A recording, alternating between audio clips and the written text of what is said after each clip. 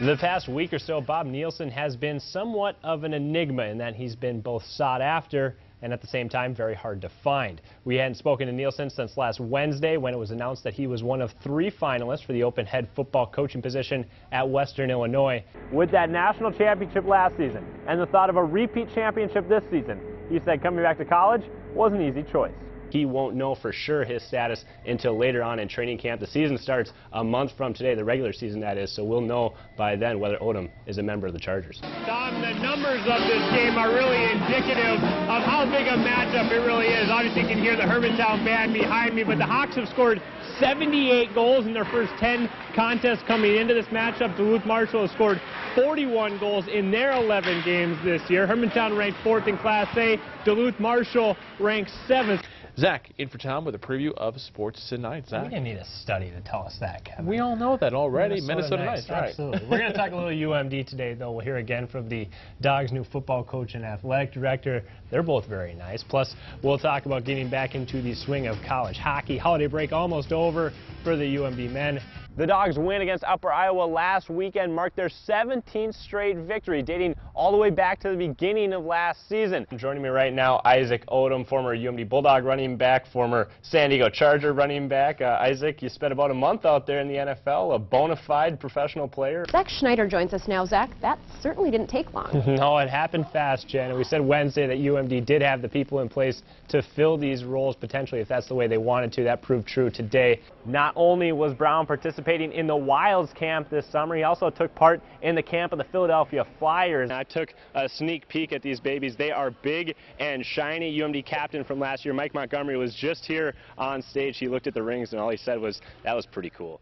Vikings fans everywhere, lots of them anyways, were calling in the middle of this season for Joe Webb to replace Christian Ponder at quarterback. Tonight, those fans got their wish. Ponder inactive with an elbow injury, so Webb was bumped up to starter. With that, he became the first NFL quarterback to start a playoff game after not having thrown a pass in the entire regular season.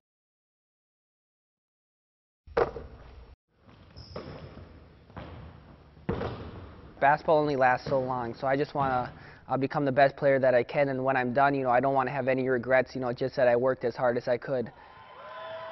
Anders Broman may also look back on high school and see his name firmly planted atop the list of Minnesota's all-time leading scorers. It's not everything, but to have him be the all-time Minnesota scoring record, that'd be really cool. Definitely if it happens, you never know. Yeah, but I just have to bring it back to my team and my coaches. I couldn't have done it without them. He doesn't want to talk about it. We really don't talk about it as a family.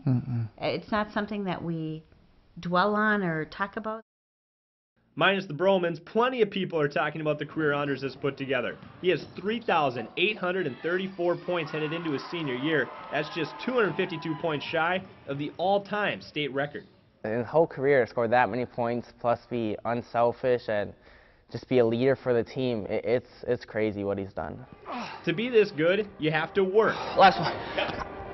And Broman does just that. 5 days a week during the off-season, he starts his afternoons here with off-the-court conditioning at Impact Sports Training in Duluth. Well, it just gives you a whole bunch of confidence, playing because, you're so much stronger, faster, and it just gives you more confidence out on the court, and it helps everything else. Anders has done outstanding with us work ethic-wise, just discipline, good person, very humble. Just an outstanding kid all around. All right, ready?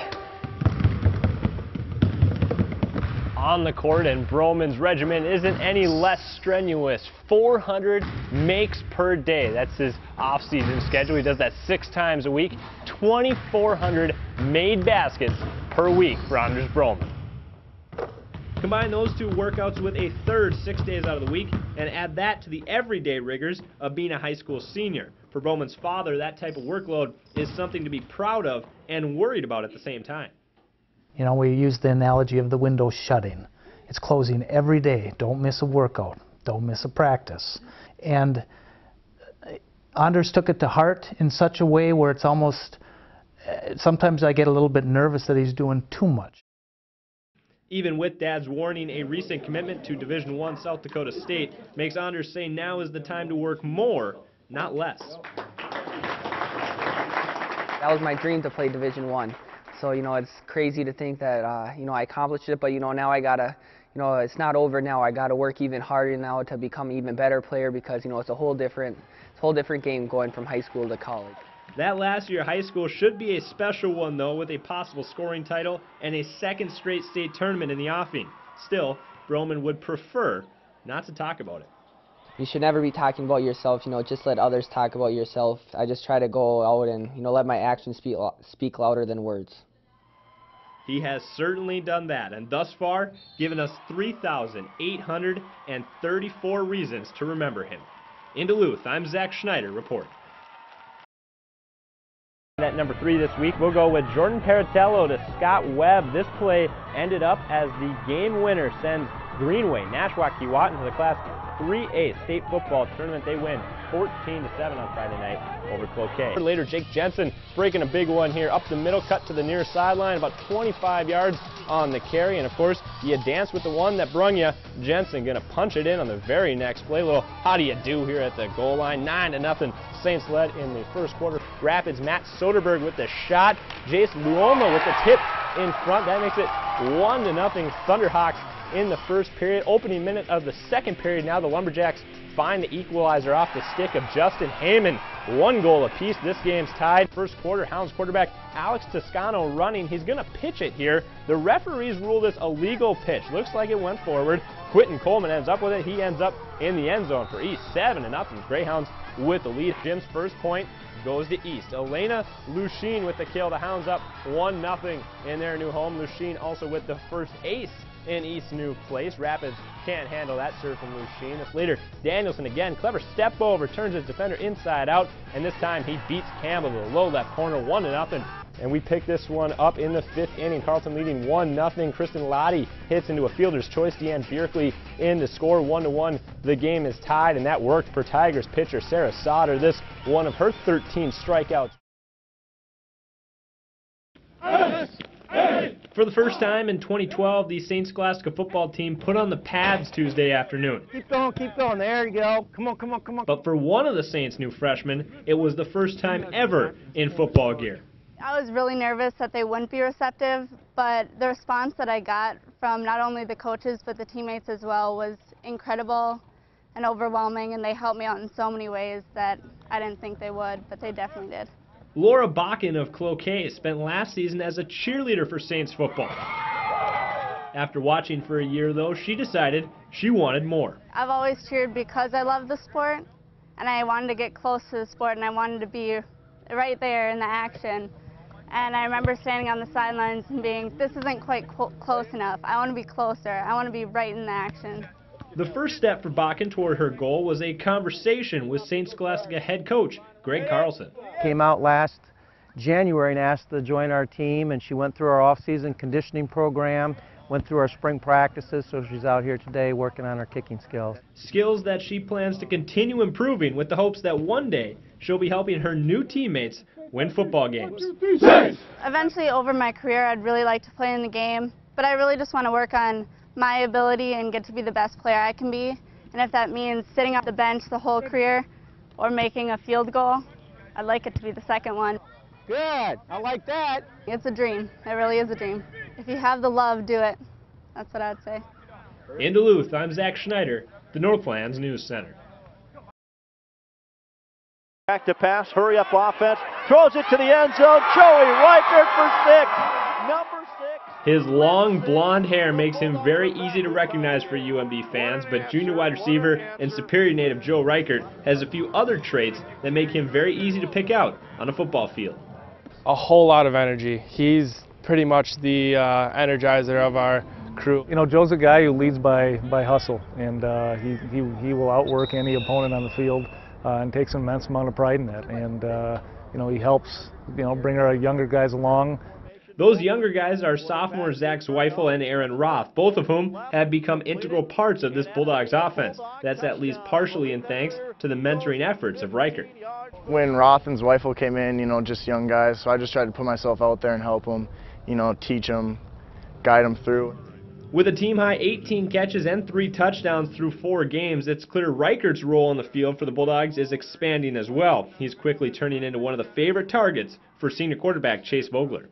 Joe's a good player. He's good with the ball in the air, and you know, it's an offensive scheme where it's not really a one-on-one thing. It's kind of finding zones and hitting holes, and you know, all of our receivers so far this year have done a great job getting open, and you know, when they do that, it makes my job a lot easier.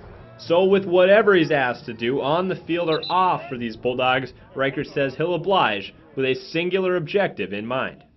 Playing offense, special teams, whatever, I just want us to win. National championship is it, honestly. In Duluth, I'm Zach Schneider, the Northlands News Center.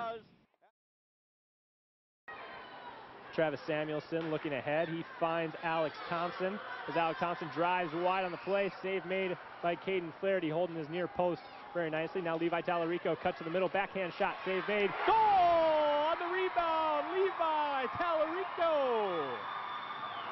And it's 2-1 Hunters. They've regained their 1-goal lead. And now Chris McKenzie, a fortunate bounce as he's got a 3-on-2. Clausen wants it, gets it, shooting at leg save. Goal! Matthew Clausen gets his own rebound, and he scores to make it 2-2. The Toppers have twice battled back now from a goal down, and we're level again at 2-2. They're shoulder to shoulder in the crowd, and they've been treated to a great first period so far. As that's a shot and a goal! That happened quickly. Matthew Matala for Duluth. Denfeld just 6 seconds into the period. Matthew Matala took the opening face-off, shot it from the blue line, and he beat Caden Flaherty high to the blocker side, I believe it was. Lemker working on the half-boards, brings it up to Nick Thompson. Back to Lemker. He's got a shooting lane. He shoots and he scores! Reed Lemker for the Duluth Denfeld Hunters. And it's 5-2. The visitors are on fire here in the second period. You could see that one coming. And as we take a look at the replay, we'll show you. You could see Lemker's eyes scope out that high stick side. He's got that shooting lane, and a quick release beats Murray.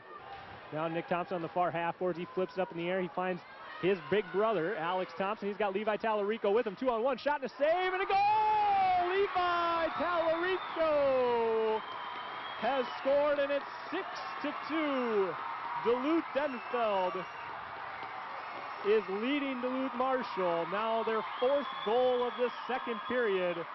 Levi Tallarico, his 2nd goal of the game, his 26th goal of the year. As you see Alex Thompson, 2-on-1, he does the right thing, shoots it, the rebound, and Tallarico goes to the net hard.